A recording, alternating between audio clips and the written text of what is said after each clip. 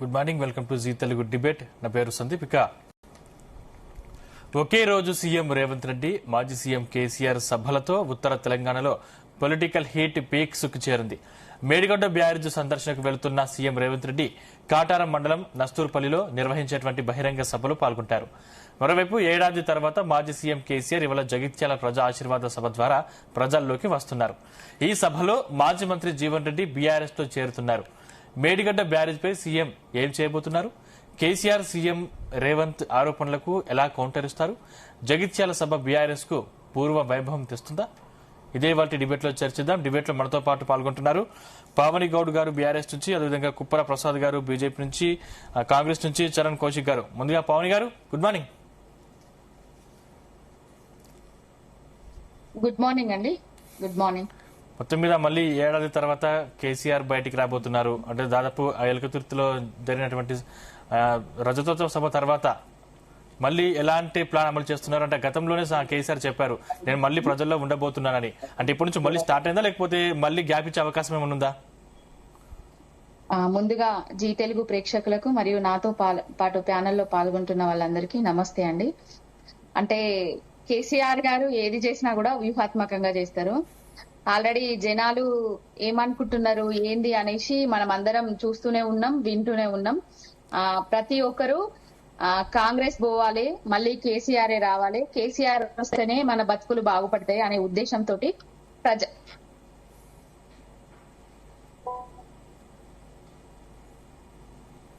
Hello Pawan గారు మాట్లాడండి. మన బ్రతుకులు బాగుపడతాయి, తెలంగాణ బాగుపడుతుంది అనే ఉద్దేశంతో జనాలు ఉన్నారు. ఆ జనాలు పడుతున్న కష్టాలను చూసి చెల్లించి పాప కేసీఆర్ గారు మళ్ళొక్కసారి విజయోత్సవ సభగా జగిత్యాల సాక్షిగా కరీంనగర్ గడ్డ మీదనే మాజీ అంటే పూర్వ జిల్లా సాక్షిగా రాబోతున్నారు. ఈ రోజు వచ్చిన తర్వాత ఏం జరుగుతుంది, మరి ప్రతిపక్ష పార్టీలు ఏం చేస్తాయి, కేసీఆర్ గారు జగిత్యాలకు వస్తున్నారనే ఉద్దేశంతో రేవంత్ రెడ్డి గారు ఎక్కడ పెట్టుకున్నారు? మేడిగడ్డ దగ్గర పెట్టుకున్నారు ఈ రోజు సభ. దేనికోసం పెట్టుకున్నారు? దేనికోసం? ఆల్రెడీ బాపు కేసీఆర్ గారు 11 సార్లు 73,000 కోట్లు 70 లక్షల మందికి రైతు బంధు వచ్చేది. ఎప్పుడు పడ్డదో వాళ్ళకి అసలు తెలియదు. అంటే రైతులకు నాయట్లేసే ముందు రైతు బంధు పడేది. అది రైతు బంధు పడేటందుకు సభలు అన్నట్టుగా నర్మేట దగ్గర కట్టిన, సిద్దిపేట దగ్గర నర్మేట దగ్గర ఆయిల్ ఫ్యాక్టరీ సాక్షిగా ఒకసారి సభ పెడతాడు.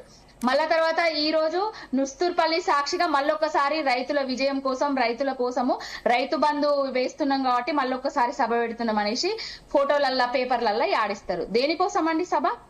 రైతు బంధుకు ఇన్నిసార్ల ఎందుకు ప్రజల ధనాన్ని దుర్వినియోగం చేయడం? కేసీఆర్ గారు 11 సార్లు వేసినా కూడా ఎక్కడన్నా చెప్పుకున్నారా? దీనికి ప్రచారానికి. ఇంకొకటి ఏంటంటే కేసీఆర్ గారు వస్తున్నారు కాబట్టి రేవంత్ రెడ్డి గారు ఇంకొక సభ పెట్టుకుంటున్నారు.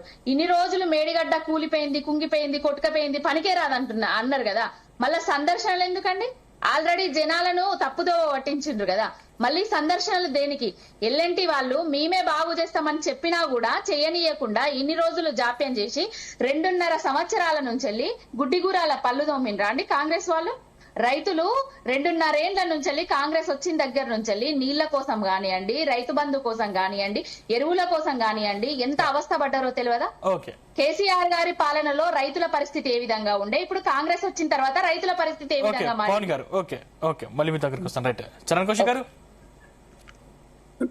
హలో, నమస్తే అండి. సో ఏం చెప్తారు? దాదాపు 2.5 ఏళ్ల పాలనపై ఈ రోజు కేసీఆర్ గర్జించే అవకాశం ఉందని బీఆర్ఎస్ నేతలు చెప్తా ఉన్నారు. అంటే మేడిగడ్డ సందర్శనకు వెళ్లడం కూడా, అంటే అప్పట్లో మీరు కాళేశ్వరాన్ని కూలేశ్వరం ఆరోపించారు, ఇప్పుడు మళ్ళీ ఎందుకు వెళ్తున్నారని చెప్పేసి బీఆర్ఎస్ నేతలు ఆరోపిస్తున్నట్టు మాట. ఏం చెప్తారు? ఇప్పుడు కేసీఆర్ గారి ప్రభుత్వంలో ఇరిగేషన్ ప్రాజెక్టుల మీద 1,80,000 కోట్ల రూపాయలు ఖర్చు పెట్టారు. దానిలో కాళేశ్వరానికి 90,000 కోట్ల రూపాయలు ఖర్చు పెట్టారు. కాబట్టి కాళేశ్వరం మీద ఖర్చు పెట్టిన పైసలు ఏదైతుందో అది ప్రజల పైసలు, అదే కాకుండా ప్రభుత్వం పైసలు. కాబట్టి అదే కాకుండా అక్కడ రిపేర్లు చేయాలని చెప్పేసి డ్యామ్ సేఫ్టీ అథారిటీ సూచించింది, నిపుణుల కమిటీ సూచించింది. అదే కాకుండా ఏదైతే గోచ్ కమిషన్ కూడా సూచించింది. కాబట్టి రాష్ట్ర ప్రభుత్వం దాని మీద ప్రత్యేక కమిటీ ఏర్పాటు చేసి అక్కడ రిపేర్లు చేయాలని చెప్పేసి చెప్పడంతో రిపేర్లకు సంబంధించిన అంశం విషయంలో రివ్యూ చేయడం కోసం ముఖ్యమంత్రి గారు ఈ రోజు మొదటగా ఏదైతే భూపాలపల్లి నుంచి కాళేశ్వరంకి వస్తా ఉన్నారో, కాళేశ్వరం టెంపుల్ సంబంధించి 200 కోట్ల రూపాయలతోటి అక్కడ ఆలయ అభివృద్ధి పనులు శంకుస్థాపన చేసుకుని, అదే కాకుండా ఆ కాళేశ్వరం సంబంధించినటువంటి ఏదైతే ప్రాజెక్టులకు సంబంధించిన రిపేర్లు ఉన్నదో దాని మీద అధికారులతో ప్రత్యేక సమావేశం ఏర్పాటు చేసి రివ్యూ చేయబోతా ఉన్నాం ముఖ్యమంత్రి గారు. దానికి కేసీఆర్ గారి సభకు ముడిగెట్టే ప్రయత్నం బీఆర్ఎస్ పార్టీ చేస్తా ఉంది. మేము ఎక్కడ కేసీఆర్ గారు సభ పెట్టుకోదని చెప్పి మేము కాంగ్రెస్ పార్టీ కోరతలేం. కేసీఆర్ గారు ఎందుకు జగిత్యాలకు వస్తున్నారని చెప్పి కాంగ్రెస్ పార్టీ అడగడం లేదు. జీవన్ రెడ్డి గారు ఎందుకు జాయిన్ చేసుకున్నారు కూడా కాంగ్రెస్ పార్టీ అడగడం లేదు. కానీ అనవసరంగా బీఆర్ఎస్ పార్టీ ఇప్పుడు కాళేశ్వరానికి సంబంధించి 90,000 కోట్లు పెట్టినటువంటి ప్రాజెక్టు వదిలేయాలా చెప్పండి. మరి రివ్యూ చేయాలి. ఆనాడు కేసీఆర్ గారు ఏమో రివ్యూలు చేయలేదు.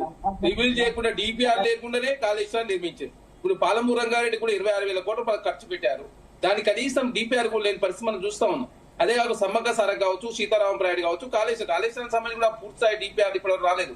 పర్యావరణాలు కొన్ని దిక్కులు వచ్చినాయి, కొన్ని దిక్కులు రాని పరిస్థితి మనం చూసినాం. కాబట్టి ఆనాడు నేనే కథ కర్మ క్రియ నేనే ఇంజనీర్ అని చెప్పేసి 90,000 కోట్ల రూపాయలు ఖర్చు పెట్టి 2 లక్షల కోట్ల రూపాయలు అని చెప్పేసి ఇరిగేషన్ ప్రాజెక్ట్ అంచనా వేసుకుంటే 1,80,000 కోట్ల రూపాయలు ఖర్చు పెట్టినా కూడా ఈ ప్రాజెక్టులకు సంబంధించినటువంటి పూర్తి స్థాయి ఉపయోగంలోకి రాలేదు. కాబట్టి ఉపయోగం లేని ప్రాజెక్టులను ఉపయోగంలో తీసుకొచ్చే ప్రయత్నాల్లో భాగంగా ముఖ్యమంత్రి ఈ రోజు అధికారులతో వీళ్ళు నిర్వహిస్తా ఉన్నది. వీళ్ళు నిర్వహించడం అనేది ఏమన్నా అది నిషేధమా, లేకపోతే రివ్యూ నిర్వహించొద్దని చట్టంలో ఉందా?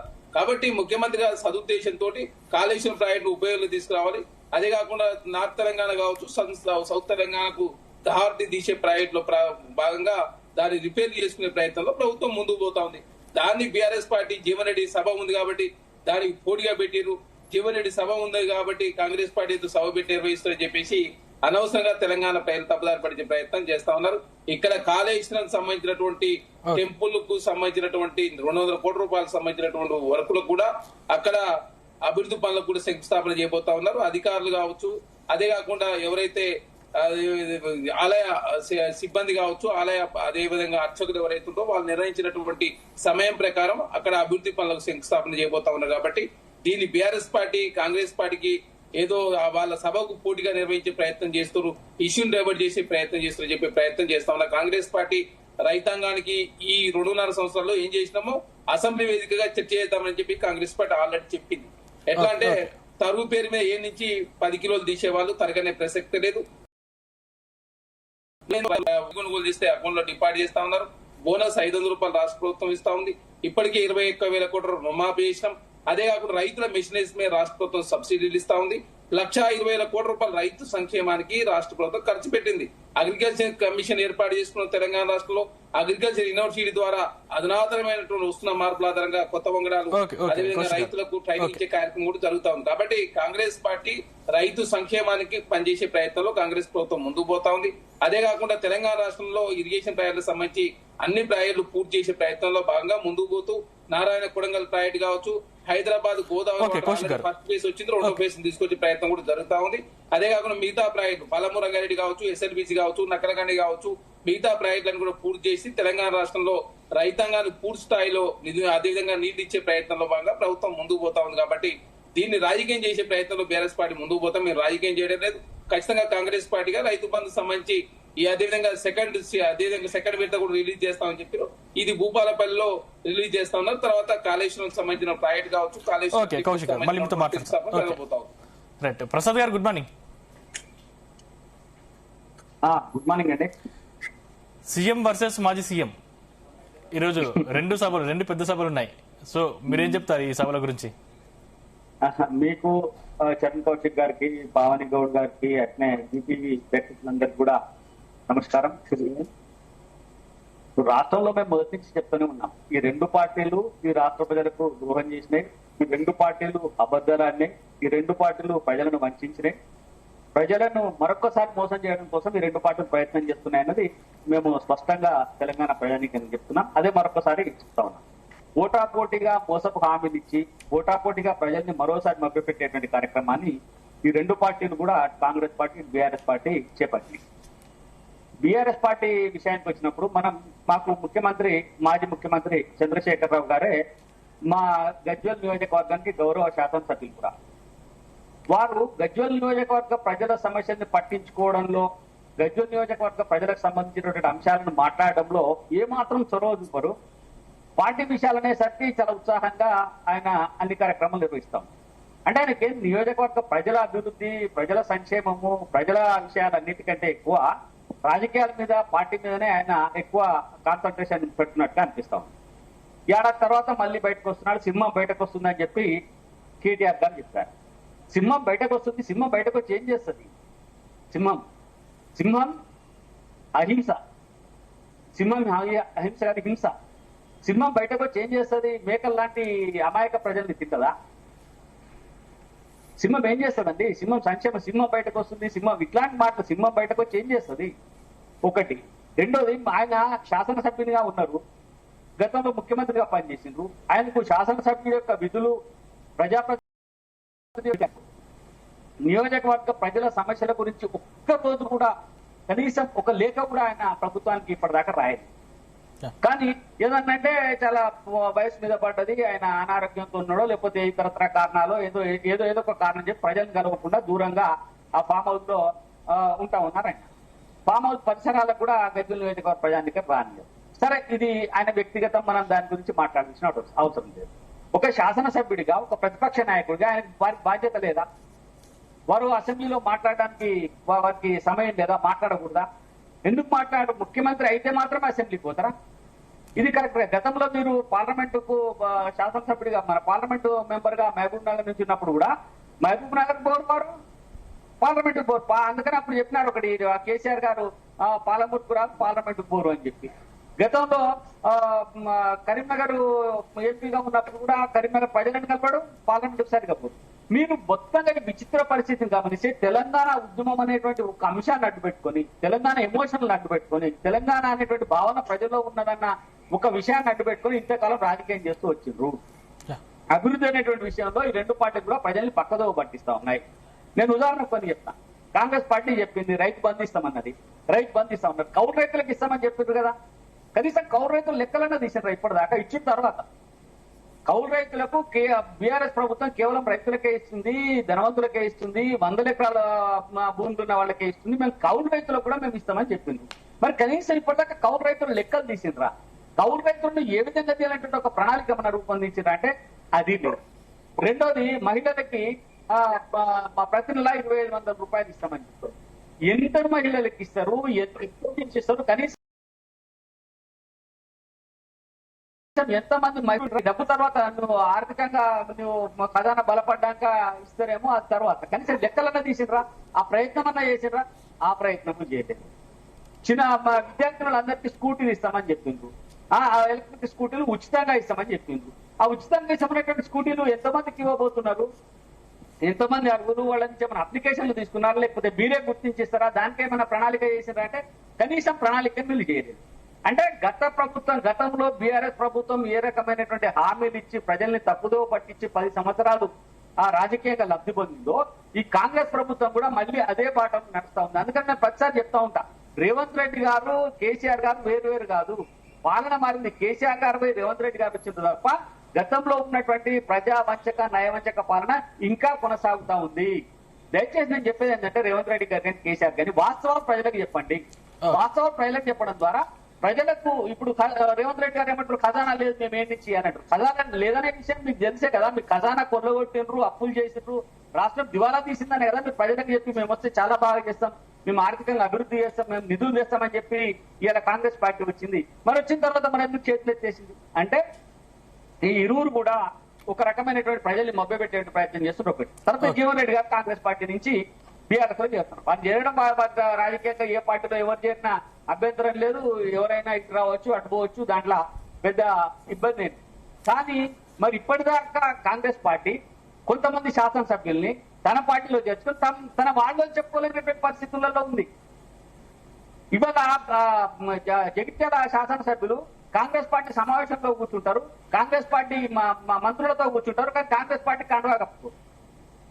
ఇది పార్టీ కొద్దిగా అవమానం కదండి, పార్టీకి నిస్సిగ్గు కదా. పార్టీ కనీసం ఆ శాసనసభ్యుడు మా పార్టీ కాదు, బీఆర్ఎస్ చెప్తే బీఆర్ఎస్ కండువా కప్పుకొని కూర్చో, లేదు ఇండిపెండెంట్ అని చెప్తే ఇండిపెండెంట్ కండువా చెప్పు, లేదు కాంగ్రెస్ పార్టీలో ఉంటే కాంగ్రెస్ అంటే తీసేస్తారేమో, డిస్క్వాలిఫై అనే ఒక భయంతో గౌరవించేటువంటి పార్టీ ఏ పార్టీలో చేరినా ఆ పార్టీ కండువాను, జెండాను గౌరవించే సంస్కృతి కదా మనది. ఆ కండువా కూడా కప్పుకోలేనటువంటి దుస్థితిలో ఎలా కాంగ్రెస్ పార్టీలో చేరిన నాయకులు ఉన్నారు. అంటే వీళ్ళు ఏం చేస్తారు, ఆయన కాంగ్రెస్ పార్టీ కానీ కాంగ్రెస్ పార్టీ కాదు. అంటే ప్రజలు ఏ రకంగా మభ్య పెడుతున్నారు, మోసం చేస్తున్నారు అనడానికి నేను ఒక ఉదాహరణ. అదే బీఆర్ఎస్ ఉంది. మరి బీఆర్ఎస్ ఎందుకంటే ఇంత కాకపోతే నీ పార్టీ నుంచి బయటికి పోయిన వాళ్ళను, నీ పార్టీని విమర్శిస్తున్న వాళ్ళని తీసి అవతల పడేయచ్చు కదా. పడేది ఎందుకంటే వాళ్ళు ఫ్రీ అయిపోతారు, మేము సస్పెండ్ చేస్తే మళ్ళీ మరి కాంగ్రెస్ లో పోతారు. అంటే ఈ రెండు పార్టీల్లో చేరికల దగ్గర నుంచి మొత్తం రాష్ట్ర అభివృద్ధి వరకు ఈ రాష్ట్ర ప్రజానీకాన్ని మభ్య పెడతా ఉన్నాయి, మోసం చేస్తా ఉన్నాయి అనేటువంటి విషయాన్ని మేము ప్రజలకు తెలియకపోతా ఉన్నాం. ఇలా సరే అధికారంలో ఉంది, కాంగ్రెస్ పార్టీ సభ పెద్ద ఎత్తున పెట్టొచ్చు, బీఆర్ఎస్ కూడా సభ పెద్ద ఎత్తున పెట్టొచ్చు, ప్రజలు రావచ్చు. కానీ ప్రజలు మరోసారి మోసపోవడానికి సిద్ధంగా లేరు. వీళ్ళ యొక్క అబద్ధ మాటల్ని మన అసత్య ప్రచారాన్ని ప్రజలు నమ్మేటువంటి పరిస్థితి లేదు. ఓకే పవన్ గారు, ఇక్కడ కేసీఆర్ బయటికి రాకుండా జీతం తీసుకుంటూ అంటే ప్రజా సమస్యలపై పోరాటం చేయకుండా కేవలం సభలు చేర్చుకోవడం మీద దృష్టి పెట్టారు అని విమర్శలకు మీ సమాధానం ఏంటి? ఇప్పుడు సమస్యలను పట్టించారు అనేది అంటే కళ్ళు చూడని కబోదులు అలా మాట్లాడతారు. ఇలా సమాధానాలు చేయడం కూలింగ్ అన్ని రోజులు బీజేపీ మాట్లాడినట్టే తప్ప ఇంకొకటి ఏం లేదు. ఎక్కడున్నా ఫామ్ హౌస్ లున్నా ఇంకా ఎక్కడున్నా కూడా ఎప్పుడు సమస్యల గురించి తెలంగాణ సమాజం తెలంగాణ ప్రజలకు అడ్డపడేటోడు. ఇప్పుడు బీజేపీ వర్షన్ ఏంటంటే కాంగ్రెస్ ఏం చేస్తలేదు, గారు ఏం చేయలేదు. పవన్ గారు మీ దగ్గర సిగ్నల్ ఇష్యూ ఉంది, పవన్ గారు మీ దగ్గర సిగ్నల్ ఇష్యూ ఉంది, ఆడియో సరిగ్గా ఓకే అండి. వాయిస్ క్లారిటీ ఉందా? ఇప్పుడు ఓకే. బీజేపీ ఏంటంటే ఏమంటుందంటే 10 ఏళ్ళు కేసీఆర్ గారు కూడా లేదు అని మాట్లాడుతుంది. అసలు బీజేపీ తెలంగాణ మొన్న తేజస్వి సూర్య ఆనాడు తల్లి కానివ్వండి 8 మంది ఎంపీలను గెలిపించి మీ దగ్గర సిగ్నల్ ఇష్యూ ఉంది, ఆడియో ఇష్యూ ఉంది, మీరు వేరే నెట్వర్క్ ఆన్ చేసుకోరా? రైట్, అప్పటి వరకు ఒకసారి మళ్ళీ కౌశిక్ గారి దగ్గరికి వెళ్దాం. కౌశిక్ గారు, సార్ కేసీఆర్ గారు తెలంగాణ రాష్ట్రంలో పార్లమెంట్ ఎలక్షన్ సందర్భంగా బస్ యాత్ర పేరు మీద కథనబేరి బహిరంగ సభలు కరీంనగర్ సుల్తానాబాద్ లో నిర్వహించిండు, సిద్దిపేటలో. తర్వాత చలో మేడిగడ్డ అని చెప్పేసి మార్చి 24 ఒక సభలో పార్టిసిపేట్ చేసిండు.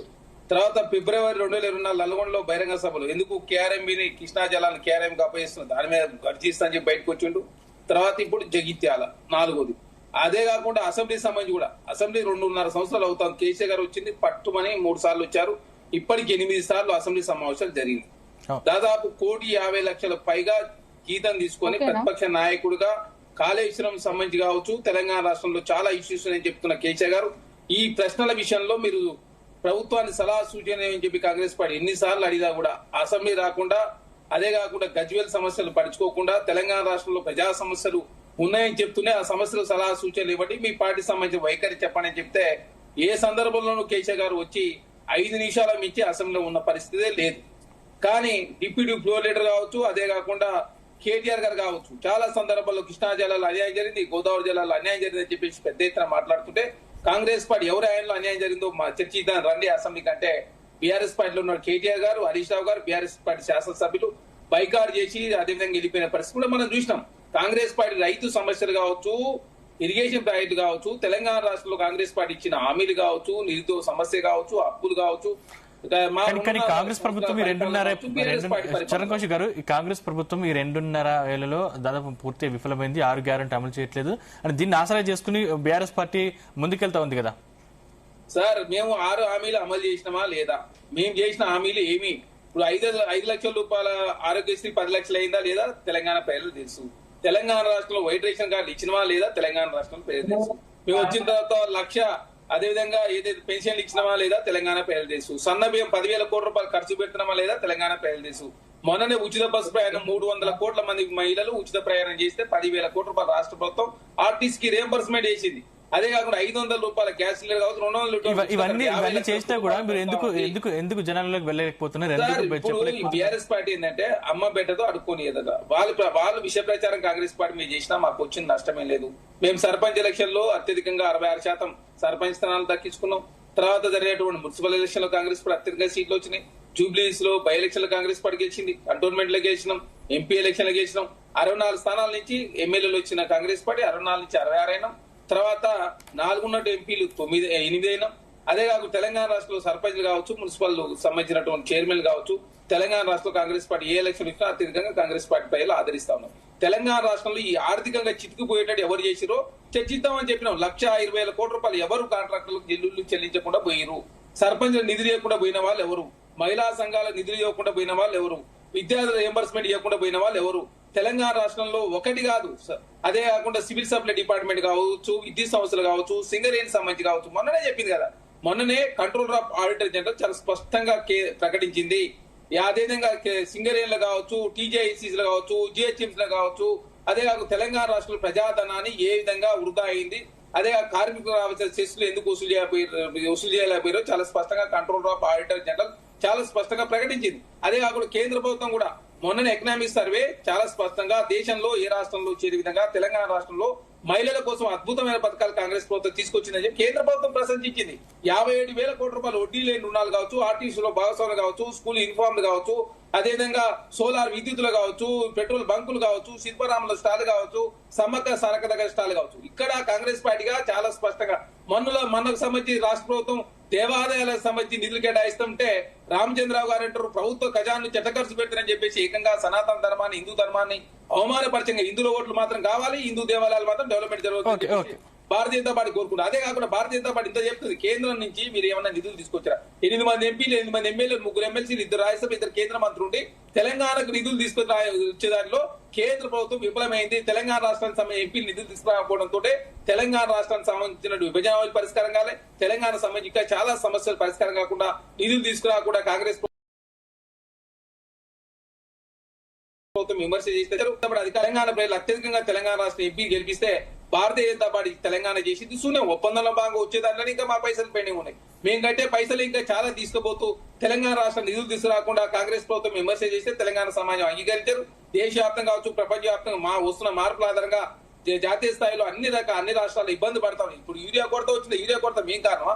యూరియా కేంద్ర ప్రభుత్వం సప్లై చేస్తుంది. అదే యుక్రెయిన్ రష్యా వారి మూలంగా అదే యూరియన్ కొరత వచ్చిందని చెప్పి కేంద్ర ప్రభుత్వం ప్రకటించు. కేంద్ర ప్రభుత్వంలో తెలంగాణ అంతర్భాగం, అదే ప్రపంచవ్యాప్తంగా వస్తున్న మార్పుల ఆధారం అందరం గ్రహించాల్సింది. అదే కాకుండా ఇప్పుడు ఇజ్రాయల్ ఇరాన్ యుద్ధం ద్వారా పెట్రోల్ కావచ్చు, గ్యాస్ ఇబ్బంది అవుతా ఉంది. దానికి తెలంగాణ ప్రభుత్వం కారణం అని చెప్పేసి చూపించే ప్రయత్నం బీఆర్ఎస్ పార్టీ చేస్తే తెలంగాణ సమాజం అంగీకరించారు. తెలంగాణ కాదు, భారతదేశం కావచ్చు, ప్రపంచం ఒక గ్లోబ్ గా మారిన పరిస్థితిలో ప్రపంచ వ్యాప్తంగా వస్తున్న మార్పులను కూడా తెలంగాణ రాష్ట్రంలో ఇంపాక్ట్ చేస్తాయి. కాబట్టి దానిలో భాగంగా రాష్ట్ర ఆర్థిక పరిస్థితిని ఎప్పటికప్పుడు పెట్టే ప్రయత్నం, ఖర్చు తక్కువ చేసుకునే ఆదాయం పెంచుకునే ప్రయత్నంలో ప్రభుత్వం ముందుకు పోతా ఉంది. ఓకే పవన్ గారు, ఓకేనా అండి? వినిపిస్తుందా? వినిపిస్తుంది. ఇందాక బీజేపీ వాళ్ళు మాట్లాడింది, కాంగ్రెస్ వాళ్ళు మాట్లాడింది విన్నాను. బీజేపీ వాళ్ళకి తెలంగాణ గురించి మాట్లాడే నైతిక హక్కు లేదు. ఎందుకంటే 8 మంది ఎంపీలను గెలిపించిన 2 కేంద్ర మంత్రులు అయినా కూడా ఏనాడు కూడా పార్లమెంటు సాక్షిగా తెలంగాణకు గిది కావాలి, తెలంగాణకు గిది ఇవ్వండి అని మాట్లాడలేదు, తీసుకురాలేదు. ఇంతవరకు 3 సార్లు వాళ్ళు ప్రధానమంత్రి జాతీయ స్థాయిలో అధికారంలో ఉన్నా కూడా తెలంగాణకు వచ్చింది శూన్యము. ఇంకొకటి ఏంటంటే కాంగ్రెస్ వాళ్ళు మాట్లాడుతున్నారు, బాగా చేసినామని చెప్తున్నారు. ఎవరికి చేసిండ్రండి కాంగ్రెస్ వాళ్ళు? రైతు బంధు ఎగ్గొట్టడంలో బాగా చేసిండ్రు, రైతులను నానా యాతన పెట్టడంలో బాగు చేసిండ్రు, రైతులకు నీళ్ల కష్టాలు దేవడంలో బాగు చేసిండ్రు, రైతులకు యూరియా కష్టాలు దేవడంలో బాగు చేసిండ్రు. ఎవరికండి మీరు ఇచ్చింది? కౌలు రైతులకు. ఎక్కడ బై ఎలక్షన్లు వచ్చినా కూడా దాదాపు బై ఎలక్షన్ల గురించి సందీప్ గారు, బై ఎలక్షన్ల గురించి ఎంత తక్కువ మాట్లాడుకుంటే అంత మంచిది. ఎందుకంటే బై ఎలక్షన్ లో కాంగ్రెస్ వాళ్ళు ఏం చేస్తారో జూబ్లీ హిల్స్ సాక్షిగా మీకు అందరూ చూసిండ్రు, మేమందరం చూసినాము, మేమందరం పార్టిసిపేట్ చేసినాము. అక్కడ ఏం జరిగిందో కూడా తెలంగాణ సమాజానికి అంతా తెలుసు. ఇప్పుడు సర్పంచ్ ఎన్నికలలో మేము గెలిచినాం అంటున్నారు. ఆనాడు బీఆర్ఎస్ పార్టీ అధికారంలో ఉన్నప్పుడు 90% గెలిచినాం. ఇప్పుడు వాళ్ళు గెలిచింది ఎంత అండి? వాళ్ళ వీళ్ళతోటి అంటే ఇండ్లున్నారా అండ్లున్నారా తెలియని ఎమ్మెల్యేల వాళ్ళను కూడా లెక్క పెట్టుకున్నారు కదా. అదంతా లెక్క పెట్టుకుంటేనే 60% కాడికి వచ్చింది కదా. ఏదో సాగు తప్పి కన్నులొట్టబట్టట్టుగా గెలిచిండ్రు. ప్రజాధనం దుర్వినియోగం చేసుకుంటా, అధికారాన్ని దుర్వినియోగం చేసుకుంటా, అన్నిటిని దుర్వినియోగం చేసుకుంటా మొన్న సర్పంచ్ ఎన్నికలలో ఏ విధంగా గెలిచిండ్రో అందరికీ తెలుసు. గెలిచిన తర్వాత తెలంగాణలోకి ఏం చేసిండ్రు? తెలంగాణ రాష్ట్ర ప్రజలకు, రైతాంగానికి ఏం చేసిండ్రు? ఆల్రెడీ 2 సార్లు రైతు బంధుని ఎగ్గొట్టిండ్రు. ఆ రైతు బంధు ఎగ్గొట్టిన పైసలు ఇవ్వకుండా కనీసానికి రైతులకు రైతు భరోసా ఇస్తామని చెప్పిండ్రు. 12,000 రైతు బంధే కదా. ప్రభుత్వంలో అప్పులు చేయడం వల్ల దానికి ఇప్పుడు వడ్డీ కడుతూ ఉన్నామని చెప్తున్నారు కదా. ఇప్పుడు వీళ్ళు అప్పులు చేస్తలేరా అండి? రేవంత్ రెడ్డి ఇంటికెళ్ళి ఇస్తున్నాడా, లేకపోతే సోనియా గాంధీ గారు ఢిల్లీ నుంచి ఏమన్నా పంపిస్తున్నాడా? 3 లక్షల కోట్ల పైసలకు అప్పులు చేసి ఒక ప్రాజెక్టు కట్టిండ్రా, ఒక గుడి కట్టిండ్రా, ఒక బడి కట్టిండ్రా? ఏం కట్టిండ్రా అండి? ఏమన్నా అంటే కేసీఆర్ గారు చేసిన అప్పులకు వడ్డీలు కడుతున్నామని అంటున్నారు. వడ్డీలు కట్టిన వాడిని శ్వేతపత్రాన్ని విడుదల చేయండి.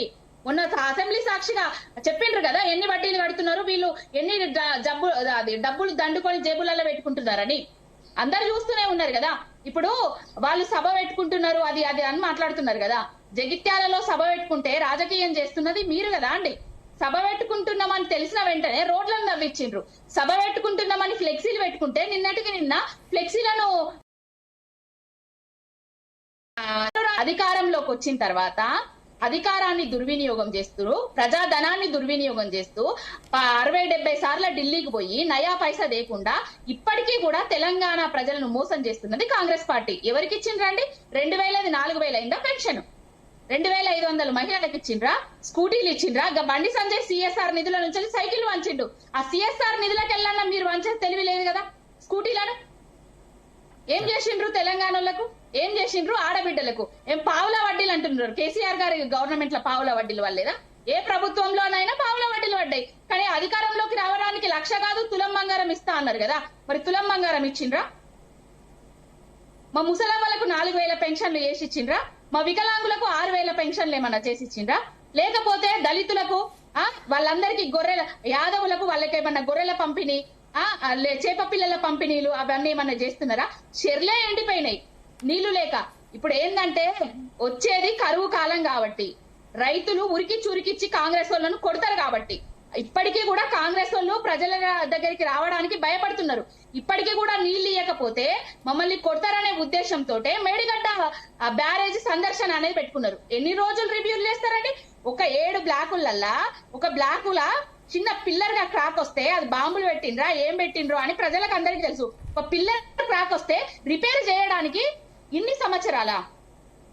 ఇదంతా కేసీఆర్ గారి మీద గ్రజ్జుతోటే తెలంగాణను ఎడారిగా మారుద్దాం అనుకున్నారు. మరి ఇన్ని రోజులు పనిచేయని ప్రాజెక్టులను పనిలోకి తీసుకొస్తామంటున్నారు కదా. పని చేయండి ఎక్కడ అండి? గాయత్రి పోయలేదా? నంది పోయలేదా? లేకపోతే మన తర్వాత అన్నపూర్ణ పోయలేదా? మిడిమారేళ్లకు నీళ్లు రావేలేదా? రంగనాయక సాగర్లకు రాలేదా? కొండపోచమ్మ సాగర్లకు రాలేదా? మల్లన్న సాగర్లకు రాలేదా? ఇవన్నీ కాళేశ్వరం. ఇవన్నీ చేస్తే మీరు ఎందుకు ఓడిపోయారు పవన్ గారు? ఇవన్నీ చేసింది చెప్పుకోలేక ఓడిపోయినాము. దొంగ 6 గ్యారంటీల అనే దొంగ గ్యారంటీలను తీసుకొస్తామని చెప్పి మోసం చేసిండ్రు ప్రజలను, అంతే తప్ప ఇంకొకటి లేదు.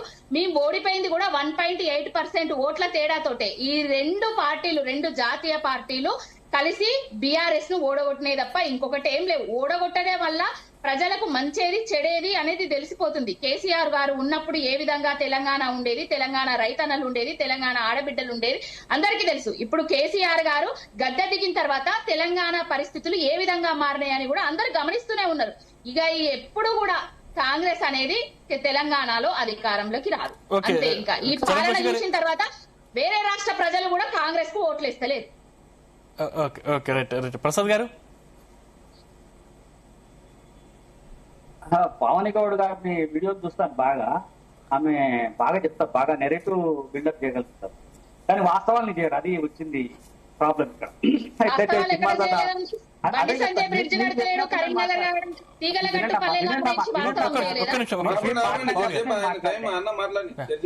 మీరు మాట్లాడినప్పుడు నేను మాట్లాడలేదు, మీరు మాట్లాడండి.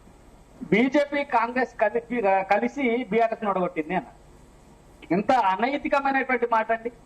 బీజేపీకి కాంగ్రెస్ కు కలవడానికి అవకాశం స్కోప్ ఎక్కడ ఉంది? ఎందుకు కలుస్తాం? వాళ్ళది ఉత్తర ధ్రువం, మాది పశ్చిమ ధ్రువం. మేము కాంగ్రెస్ కలిసేటువంటి అవకాశం లేదు. సిద్ధాంతపరమైనటువంటి పోటీ ఉంది, రాజకీయపరమైనటువంటి పోటీ ఉంది. అధికారం కోసం మేము కొట్లాడుతున్నాం. మేము కూడా అధికారంలో కావాలనుకుంటున్నాం. మేము బీఆర్ఎస్ లా కాదు, బీఆర్ఎస్ కాంగ్రెస్ కలిసినాయి గతంలో. బీఆర్ఎస్ ఏ పార్టీతోనైనా కలిసి, ఎంఐఎంతో కూడా కలిసింది బీఆర్ఎస్ కమ్యూనిస్టులతో, నక్సలైట్లతో కూడా కలిసింది బీఆర్ఎస్ కలవని పార్టీ ఉందండి. బీఆర్ఎస్ కాంగ్రెస్ తో కలిసి రాజకీయం చేయాలి. కాంగ్రెస్ కండువా వేసుకొని కేసీఆర్ గారు తిరగలే. సోనియా గాంధీ దగ్గరికి పోయి కుటుంబంతో సహా పోయి సోనియా గాంధీ దగ్గర కూర్చొని ఆమె ఆశీర్వాదం తీసుకోలే. ఇలాంటి అబద్ధపు నరేషన్స్ తీసుకుపోతారు వీళ్ళు.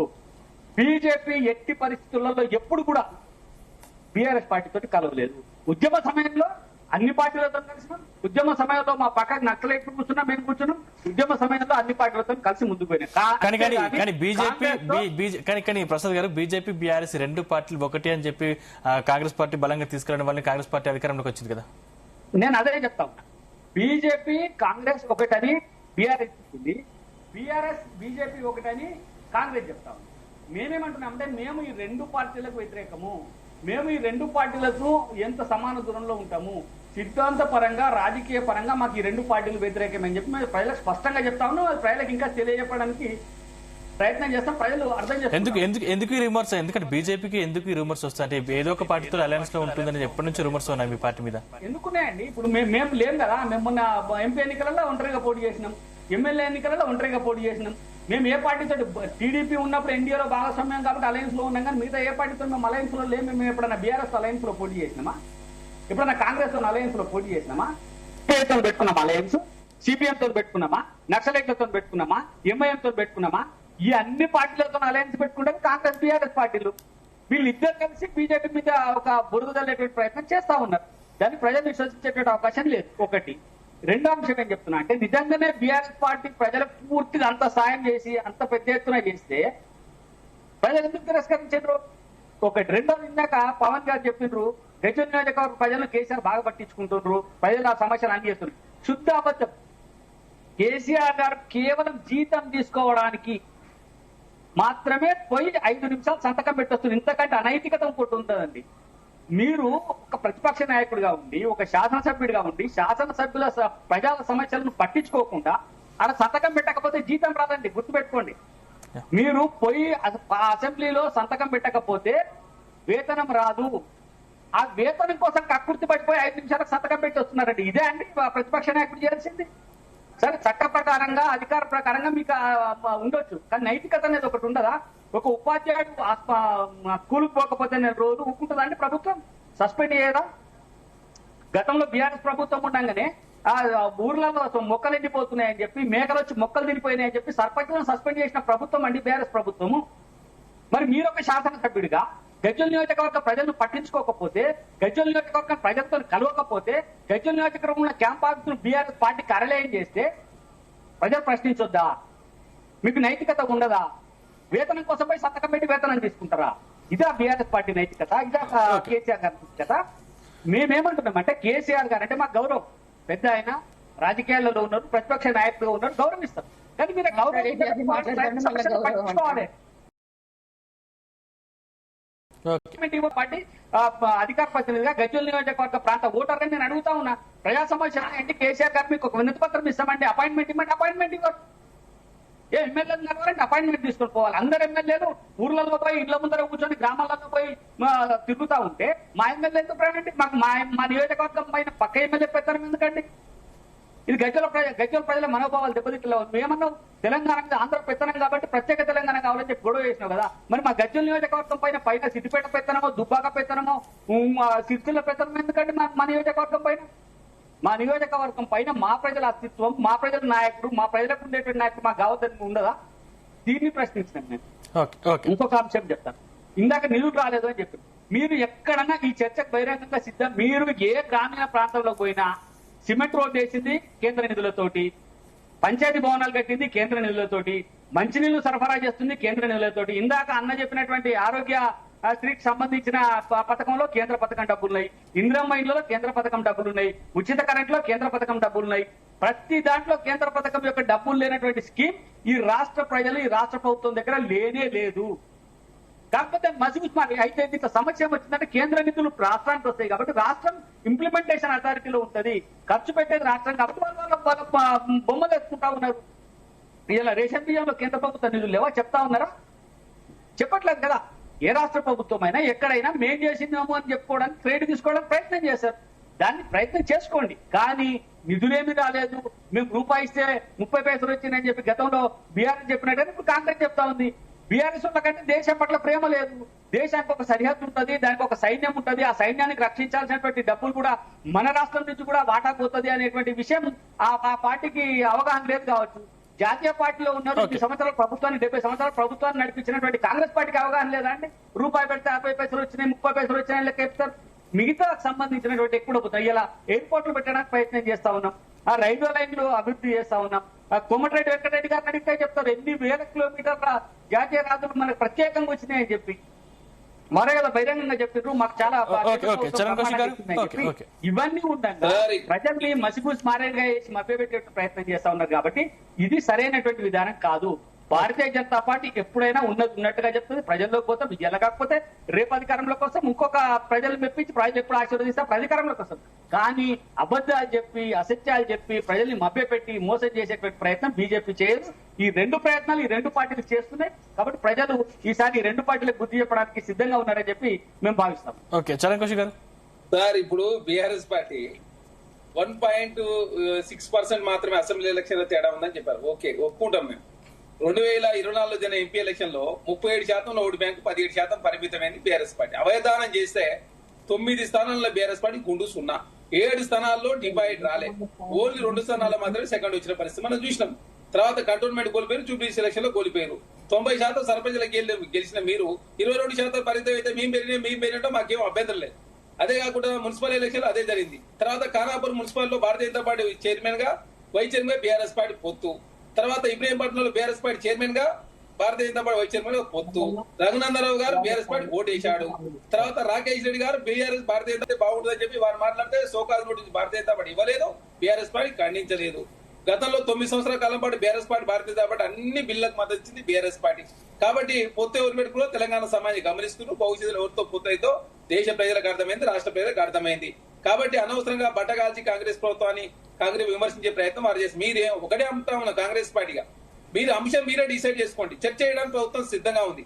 8 సార్లు అసెంబ్లీ సమావేశం జరిగితే పట్టుమని 3 సార్లు వచ్చి 3 నిమిషాలకు మించి కేసీఆర్ గారు అసెంబ్లీ లేకుండా 1,06,00,000 జీతం తీసుకొని అటు గజ్వేల్ సమస్యలు పట్టించుకోవడం లేదు, ఇటు ప్రతిపక్ష నాయకుగా తెలంగాణ రాష్ట్రంలో సమస్యలు ఉన్నాయని చెప్తా ఉన్నారు. ఆ సమస్యలు ఏందో చెప్పండి అని చెప్పేసి కాంగ్రెస్ పార్టీ అయితే ఆ ప్రశ్నలకు సమాధానం చెప్పకుండా ప్రతిసారి కృష్ణా జలాలు, గోదావరి జలాలు సెంటిమెంట్ తీసుకొచ్చి తెలంగాణ రాష్ట్రంలో ప్రజల యొక్క ఓట్లు ఎప్పుకునే ప్రయత్నం బీఆర్ఎస్ పార్టీ చేస్తా ఉంటే బీఆర్ఎస్ పార్టీ ప్రజలు ఆదరించకపోవడంతో ప్రతిసారి అసెంబ్లీ సమావేశాల్లో చర్చ చేద్దామంటే ప్రతిసారి బైకాట్ చేసి వెళ్ళిపోతుంది బీఆర్ఎస్ పార్టీ. కాబట్టి తెలంగాణ రాష్ట్రంలో విద్య, వైద్యం, సేద్యం ఏ అంశమైనా సబ్జెక్ట్ మీదే. మహిళలకు 4,500 కోట్ల రూపాయలు రుణమాఫీ చేయకుండా మోసం చేసింది బీఆర్ఎస్ పార్టీ. మేము 57,000 కోట్ల రూపాయలు వడ్డీ లేని రుణాలు ఇచ్చినాం తెలంగాణ రాష్ట్రంలో. అదే కాకుండా కేంద్ర ప్రభుత్వం ప్రశంసించింది ఎకనామిక్ సర్వే 2026. కేంద్ర ప్రభుత్వమే దేశంలో ఏ రాష్ట్రంలో లేని విధంగా మహిళల కోసం అద్భుతమైన పథకాలు తెలంగాణ రాష్ట్రంలో కాంగ్రెస్ ప్రభుత్వం తీసుకొచ్చిందని చెప్పి ప్రశంసించింది. కాబట్టి విద్య, వైద్యం, సేద్యం ఏ అంశంలో అయినా బీఆర్ఎస్ పార్టీ పోటీ పడితే తెలంగాణ రాష్ట్రంలో కాంగ్రెస్ ప్రభుత్వం చెక్ చేయడానికి సిద్ధంగా ఉన్నాం.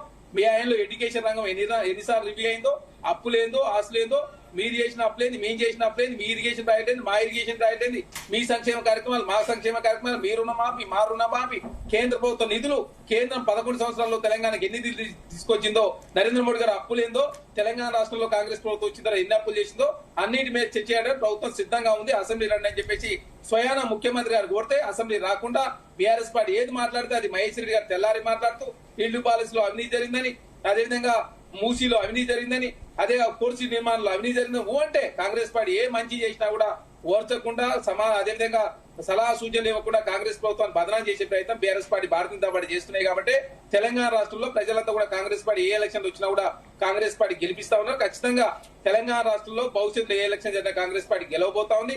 మేము ప్రజలకు ఇచ్చిన ప్రతి హామీ నెరవేర్చే ప్రయత్నం ముందుకు పోతా ఉన్నాం. ఇంకా చాలా హామీలు పెండింగ్ లో ఉన్నాయి.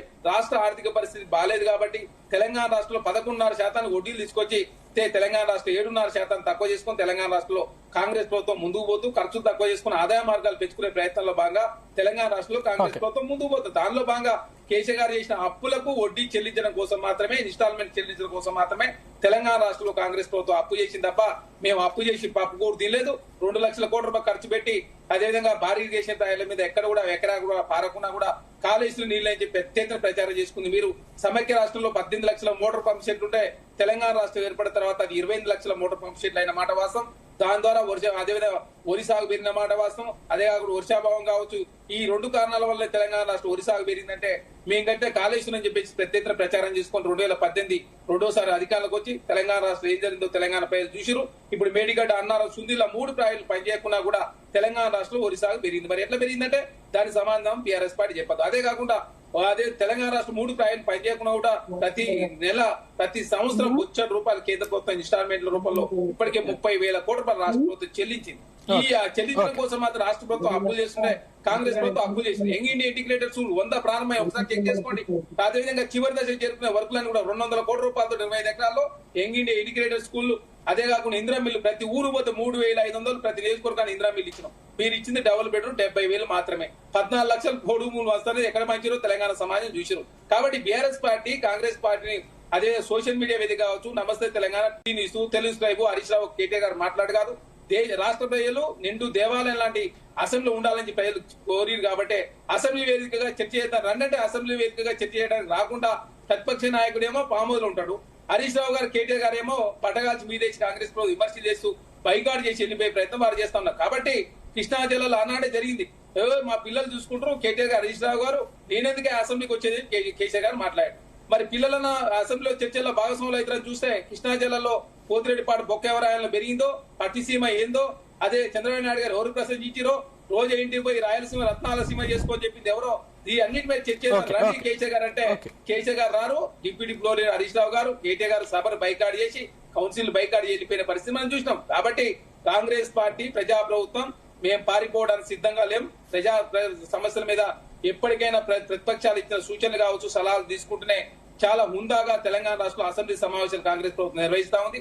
కాబట్టి పార్టీ ఫిరాయింపుల గురించి బీఆర్ఎస్ పార్టీ పార్టీ ఫిరాయింపుల గురించి బీఆర్ఎస్ పార్టీ ఎంత తక్కువ మాట్లాడుతుంది, అంత 58 మందిని, ఒక్కళ్ళు కాదు, ఇద్దరు కాదు, 55 మందిని CPI party, YCP, TDP, Congress, BSP, All India Forward Bloc ఇన్ని పార్టీల నుంచి జాయిన్ చేసుకుని ఏకంగా మంత్రివర్గాన్ని తీసుకొని ఇప్పుడు ఏదైతే బీఆర్ఎస్ పార్టీలో గెలిచిన కొంతమంది ప్రభుత్వానికి మద్దతు ఇస్తామని చెప్పే ప్రయత్నం చేస్తే దాన్ని కూడా రాజకీయం చేసే ప్రయత్నం చేస్తా ఉన్నారు.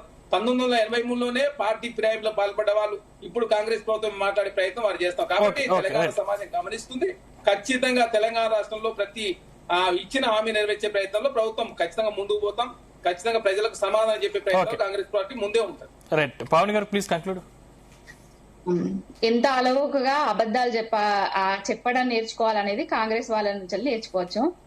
ఎంత అలవోకగా టాపిక్ ని డైవర్ట్ చేయాలనేది నేర్చుకోవాలంటే బీజేపీ వాళ్ళ నుంచి నేర్చుకోవచ్చు. ప్రజలు పడుతున్న కష్టాలు వీళ్ళకి అవసరం లేదు, తెలంగాణ పడుతున్న కష్టాలు వీళ్ళకి అవసరం లేదు. ఏంటంటే ఎప్పుడు రాజకీయం కోసమే, ఎప్పుడు అధికారంలోకి రావడం కోసమే కృషి చేసే కృషి వాళ్ళు మాత్రమే వీళ్ళు మాత్రం. ఇంకొకటైతే వీళ్ళతోటి తెలంగాణ సమాజానికి గాని తెలంగాణ ప్రజలకు గాని ఒరిగేది ఏమీ లేదు అనేసి ఇప్పుడు నిజంగా అర్థమైతుంది ప్రజలకు. ఇంకొకటి, పాడిందే పాడరా పాస్వాన్ల దాసిగా అన్నట్టుగా ఎప్పుడు కాళేశ్వరం పనికే రాలేదు, కాళేశ్వరం నుంచి సుక్కా నీరు రాలేదు, కాళేశ్వరం రాకున్నా కూడా పంటలు పండినాయి అని మాట్లాడుతున్నాడు కదా. ఎల్లంపల్లిని పూర్తి చేసింది ఎవరు? ఎల్లంపల్లి నుంచి నందిమేడారంకి వస్తే, నందిమేడారం నుంచి గాయత్రికి పోతే, గాయత్రి నుంచి మిడిమానేర్లకు వస్తే, మిడిమానేరు నుంచి అన్నపూర్ణకు వస్తే, అన్నపూర్ణ నుంచి రంగనాయక సాగర్ కు, కొండపోచమ్మకు, మల్లన్న సాగర్ కు ఈ విధంగా వస్తున్నాయి. మరి ఇవన్నీ కాళేశ్వరం కాదా? ఎన్నిసార్లు చెప్పినా కూడా కాళేశ్వరం అంటే ఒక మేడిగడ్డ దగ్గర ఉన్న కుంగిన పిల్లర్ కాదు. కాళేశ్వరం అంటే ఎన్నో పంప్ హౌస్ ఉన్నాయి, ఎన్నో బ్యారేజీలు ఉన్నాయి, ఎన్నో కిలోమీటర్ల మేట్ల సొరంగాలు ఉన్నాయి. ఇవన్నీ తెలుసుకోవాలి, వాళ్ళు తెలుసుకొని మాట్లాడాలి. ఇంకా కూడా అబద్ధాలను అలవోకగా వాడతాము, అబద్ధాలను ప్రజలను నమ్మిస్తాం అనేది ఇక మీరు బంద్ చేసుకోవాలి. ఇంకొకటి, రేవంత్ రెడ్డి గారు ఇన్నేళ్ల నుంచి అప్పులు చేసి పప్పు కూడు కాదు, అప్పులు చేసి బంగారం కూడా తింటారు. ఒక్కొక్క ప్లేటుకు మొన్న ఏవో మిస్సీలు అవి ఇవని ఆటల పోటీలు అవి ఇవని పెట్టుకొని ఒక్కొక్క ప్లేట్ ఖర్చు, వీళ్ళు తిన్న ఖర్చు ఏందో అనేది కూడా పేపర్లలో వచ్చింది, సోషల్ మీడియా వేదికకు వచ్చింది, అందరు ప్రజలు చూసిండ్రు.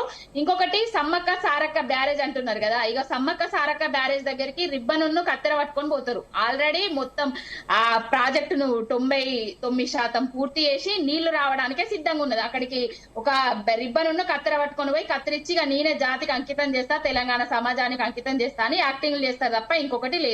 కర్త కర్మ క్రియ అన్ని కేసీఆర్ గారు చేసిండ్రు, చేసి చూపించిండ్రు. నీళ్లు తీసుకొచ్చిండ్రు, నిధులు మన నిధులు మనకే ఏ విధంగా ఖర్చు పెట్టుకోవాలో చూపించిండ్రు, అన్ని చేసిండ్రు. ఇప్పుడు బీజేపీ ఇయ్యలేదా అని అడుగుతుంది కదా. మీ గట్టిన ట్యాక్స్ రూపాయి మందం అయితే మీరు ఇచ్చింది పావుల మందం. ఇతర రాష్ట్రాలకు, ఎన్నికలున్న రాష్ట్రాలకు ఏ విధంగా వరాల జల్లు కురిపిస్తున్నారో ప్రతి ఒక్కరు గమనిస్తూనే ఉన్నారు. మొన్నటికి మొన్న ఆంధ్రాకు ఎన్ని వేల కోట్లు, ఎన్ని లక్షల కోట్లు ఇచ్చిండ్రో, బాబులోరికి, మీ పార్టీకి సపోర్ట్ చేస్తున్న బాబులోరికి, మీ పొత్తులో ఉన్న బాబులోరికి మీరు ఎన్ని ఇస్తున్నారో కూడా చూస్తున్నారు. ఇప్పటికీ తెలంగాణకు కనీసానికి ఒక యూనివర్సిటీ గాని, ఒక ఫ్యాక్టరీ గాని, ఒకటి గాని ఏమన్నా ఇచ్చిండ్రా అండి? ఇప్పుడు కేసీఆర్ గారు అసెంబ్లీకి రాలేదు, మాట్లాడతలేరు అంటున్నారు కదా. కేటీఆర్ గారు మాట్లాడినా, హరీష్ రావు గారు మాట్లాడినా, జగదీశ్వర్ రెడ్డి గారు మాట్లాడినా, గంగుల కమలాకర్ గారు మాట్లాడినా, ఎవరు మాట్లాడినా కూడా మైకులు కడిగేస్తున్నారు. రెక్కలతో చెప్పినా కూడా ఎవరు వినట్లేదు. ఏదో ఒక రాద్ధాంతం చేస్తున్నారు. మొన్నటికి మొన్న సబితమ్మ గారిని దొరసాని అన్నాడు. ఆయననేమో ముఖ్యమంత్రి ఏమో ఆ సబితమ్మ గారిలోను సునీతా లక్ష్మారెడ్డి గారిని ఆ జూబ్లీ హిల్స్ బస్ స్టాండ్ లోనో ఆ జూబ్లీ బస్ స్టాండ్ లోనో అడక తినుర్రి అని అన్నారు. ఇవన్నీ మాట్లాడుతూ ప్రజలు రావాలి ఇంకోటి రావాలి అని మాట్లాడుతున్నారు. ఇప్పుడు బండి సంజయ్ అనే వ్యక్తి, కిషన్ రెడ్డి అనే వ్యక్తి పార్లమెంట్ లా ఎన్ని క్వశ్చన్ అవర్లు వేసిండ్రండి తెలంగాణ కోసం, ఎన్ని 0 అవర్లు వేసిండ్రండి తెలంగాణ కోసం. ఇవన్నీ పార్లమెంట్ లెక్కలు కూడా తీసి బయట పెడతా. ఒక్కసారి కూడా తెలంగాణ కోసం అచ్చిరాని హిందీలో గాని తెలుగులో గాని బండి సంజయ్ మాట్లాడిందా? కిషన్ రెడ్డి గాని హిందీ అచ్చు కూడా ఒక్కసారన్నా మాట్లాడిందా తెలంగాణకి ఇది కావాలనేసి? వీళ్ళండి తెలంగాణను ఉద్ధరించండి వాళ్ళు. మేము అధికారంలోకి వస్తామనేసి ప్రగల్భాలు పలుకుతున్నారు. ఇంకా బీజేపీ వాళ్ళని అసలు నమ్మరు, దేశంలోనే కూడా నమ్మద్దు కూడా. ఇక కాంగ్రెస్ వాళ్ళనంటే ఈ కాంగ్రెస్ మొన్నటికి మొన్న అన్ని రాష్ట్రాలలో 0 లచ్చుకుంటా ఇప్పుడు మాకొచ్చిన ఎంపీల సీట్ల గురించి మాట్లాడుతుంది. మరి పక్క రాష్ట్రాల గురించి ఒకసారి కేరళకు పోయిండు, మహారాష్ట్రకు పోయిండు, అన్నిటికి పోయి ఏం చేస్తాడు రేవంత్ రెడ్డి? అన్నిట్లో 0 అయితే తీసుకొస్తున్నాడు కదా. మేము కూడా అనొచ్చు కదా. సొంత నియోజకవర్గాన్ని సొంత నియోజకవర్గాన్ని బాగు చేయలేనోడు, సొంత రాష్ట్రాన్ని బాగు చేయలేనోడు పక్క రాష్ట్రాలకు పోయి అబద్దాలు ఆడుకుంటూ మేము ఇది చేసినాం అది చేసినాం అని చెప్తున్నాడు. పక్క రాష్ట్ర మాజీ ముఖ్యమంత్రులతోటి కూడా తిట్లు తింటున్నాడు. ఇక్కడ తిట్లు సరిపోలేదని పక్క రాష్ట్ర పనులతోటి కూడా తిట్లు తింటున్న ముఖ్యమంత్రి ఈ ముఖ్యమంత్రి. ఇక ఏది చేసినా ఏం చేసినా కూడా 2028 కాంగ్రెస్ బీజేపీకి ముచ్చెమటలు పట్టుడు ఖాయం. టీఆర్ఎస్ పార్టీ అధికారంలోకి రావుడు ఖాయం. కేసీఆర్ రావాలని జనాలు కోరుకుంటున్నారు. రేపు రాబోయే ఎలక్షన్లలో కేసీఆర్ గారు మళ్ళా అధికారంలోకి వస్తారు, మళ్ళా ముఖ్యమంత్రి అవుతారు. మాకేంటంటే రేపు అధికారంలోకి వచ్చిన తర్వాత తెలంగాణను ఏ విధంగా బాగు చేసుకోవాలనేది ఉన్నది ఇప్పుడు. ఎందుకంటే వీళ్ళు మేము చేసిన ఏదైతే డెవలప్మెంట్ ను దుర్వినియోగం చేసి భ్రష్టు పట్టించిరో మళ్ళీ ఎట్లా అధికారంలోకి వచ్చిన తర్వాత ఏ విధంగా డెవలప్ చేయాలి, ఈ నీళ్ల విషయం కానివ్వండి, నిధుల విషయం కానివ్వండి, ఉద్యోగాల విషయం కాని ఇవన్నీ మాకు ఉన్నాయి. వీళ్ళకి అసలు సోయి లేదండి. కాంగ్రెస్ వాళ్ళకైతే తెలంగాణ రాష్ట్రం మీద సోయి లేదు. ఇంకోసారి బోనస్ గురించి అయితే మాట్లాడద్దు. కాంగ్రెస్ వాళ్ళు 4 ఎకరాల సన్నవడ్లు పెట్టినా కూడా మా పక్కన రైతుకే పోయిన సంవత్సరం నుంచి బోనస్ పైసలు వస్తలేవు. వాళ్ళు ఇంకా బోనస్ గురించి మాట్లాడుతున్నారు. వరి కొనుగోలు చేస్తున్నామని చెప్పిండ్రు. ఇప్పటి వరకు పంటలు కోసి రెడీగా పెట్టుకున్నా కూడా పంటలు కోసినా రైతు బంధు రాలేదు. పంటలు కోసి రెడీగా పెట్టినా వడ్లు రెడీగా ఉన్నా కూడా కొనుగోలు కేంద్రాలను పెట్టలేదు. వాళ్ళు తెలంగాణ రైతుల గురించి రైతుల సమస్యల గురించి మాట్లాడుతున్నారు. కేసీఆర్ గారికి ఉన్నంత సోయి, కేసీఆర్ గారికి ఉన్నంత అవగాహన, తెలంగాణ రాష్ట్రం మీద ఉన్న ప్రేమ ఎవరికీ లేదు. కాంగ్రెస్ వాళ్ళకి గాని బీజేపీ వాళ్ళకి గాని. Okay, right. ప్రసాద్ గారు ప్లీజ్ కంక్లూడ్. ఈ రాష్ట్రానికి నిధుల విషయం మాట్లాడాలంటే దానికి చర్చకు సిద్ధమని కిషన్ రెడ్డి గారు ఇదివరకే చెప్పిండ్రు. PowerPoint ప్రజెంటేషన్ ద్వారా ఎన్ని నిధులు తెచ్చినామని చెప్పింది. తర్వాత మంత్రులండి వాళ్ళు క్వశ్చన్ వేయరు, సమాధానాలు చెప్తారు, నిధులు తెస్తారు, పనులు చేస్తారు. కిషన్ రెడ్డి గారు కానీ సంజయ్ గారు కానీ రాష్ట్రానికి తెచ్చినటువంటి నిధుల విషయంలో చర్చకు సిద్ధమని చెప్పి ఎప్పుడో చెప్పినాం కదా. దానికి ఎవరైనా వస్తే ముఖ్యమంత్రి రేవంత్ రెడ్డి గారు వస్తారా, కేసీఆర్ గారు వస్తారా, కేటీఆర్ గారు వస్తారా, ఎవరు వచ్చినా ఈ ఇద్దరు పార్టీలను చూసిన పెట్టి చెప్పడానికి కూడా కిషన్ రెడ్డి గారు రెడీగా ఉన్నారు, మా రామచంద్రరావు గారు రెడీగా ఉన్నారు, మా సంజయ్ గారు కూడా రెడీగా ఉన్నారు. ఇలా గతంలో బీఆర్ఎస్ ప్రభుత్వం ఉన్నప్పుడు ఈ కేంద్ర ప్రభుత్వంతో అసలు సహకారం చేయాలి, కేంద్ర ప్రభుత్వాన్ని పట్టించుకోవాలి. ఇది ఒక పెద్ద ప్రత్యేక దేశము, ఈ దేశానికి నేను ఒక ప్రధానమంత్రిని అన్నట్టుగా చంద్రశేఖరరావు గారు వ్యవహరించారు. అది తప్పు. అది ప్రజాస్వామ్య దేశంలో రాష్ట్రానికి కేంద్రానికి మధ్యన ఉండేటువంటి సఖ్యతను అభివృద్ధి చేయాలి. ఇలా జాతీయ రహదారులకు నిధులు ఎక్కడి నుంచి వస్తున్నాయండి? ఎంత మేర జాతీయ రహదారులు మన దగ్గర అభివృద్ధి ఎంత ఉన్నాయి? రైల్వే కనెక్టివిటీ మొత్తంగా హై స్పీడ్ రైలు తీసుకురావాలంటే తెలంగాణ నుంచి ఎందుకు ప్రారంభం చేస్తా ఉన్నారు? తెలంగాణ కొత్త ఎయిర్పోర్ట్లకు సంబంధించినటువంటి మంజూరీలు ఎందుకు జరిగినాయి? ఐఏఎం మన ఇక్కడ మన గిరిజన యూనివర్సిటీ ఎందుకు వచ్చింది? ఇప్పుడు మీకు వాళ్ళ ప్రభుత్వంలోనే వచ్చింది కదా. ఇక్కడ హార్టికల్చర్ యూనివర్సిటీ మర్చిపోయింది. హార్టికల్ యూనివర్సిటీకి కొండ లక్ష్మణ్ బాపూజీ గారి పేరు పెడితే అది రాష్ట్రం అనుకుంటుంది. అది కేంద్రం ఇచ్చినటువంటి హార్టికల్చర్ యూనివర్సిటీ. దాని తర్వాత అనేక జాతీయ రహదారులు, ఎయిర్పోర్ట్లు, రైల్వే డెవలప్మెంట్ ఇవన్నీ కూడా మన ప్రభుత్వం గతంలో బీజేపీ ప్రభుత్వం ఈ రాష్ట్రానికి చేసింది. కేంద్రానికి నిధులు వస్తుంటే ఆ నిధులకు లెక్కలు చూపించకుండా వీళ్ళు ఆ నిధులను వాడుకోకుండా మురిగిపోయి మొన్నటి పంచాయతీ ఎలక్షన్లు పెట్టిన తర్వాత వేల కోట్ల రూపాయల నిధులు విడుదలైనాయి. అంటే అప్పటి ప్రభుత్వం యొక్క చేతగానితనం వల్ల, అప్పటి ప్రభుత్వం యొక్క Okay. మోసపూరిత విధానాల వల్ల కేంద్రం నుంచి కొన్ని నిధులు రాకుండా ఆగిపోవాల్సింది పోవాల్సినటువంటి పరిస్థితి వచ్చింది. ఎందుకంటే లెక్క ఇప్పటి ప్రభుత్వం ఉన్నది కదా, ఇప్పుడు మరి బడే బాయ్ చోటే బాయ్ కలిసి ఇద్దరు చేసిండ్రు. మీరు మీరేనే మాట్లాడినప్పుడు తెచ్చిండ్రు. మధ్యలో రాలే, మీరు మాట్లాడినప్పుడు మధ్యలో రాలే, మీరు అనవసరంగా మాట్లాడు.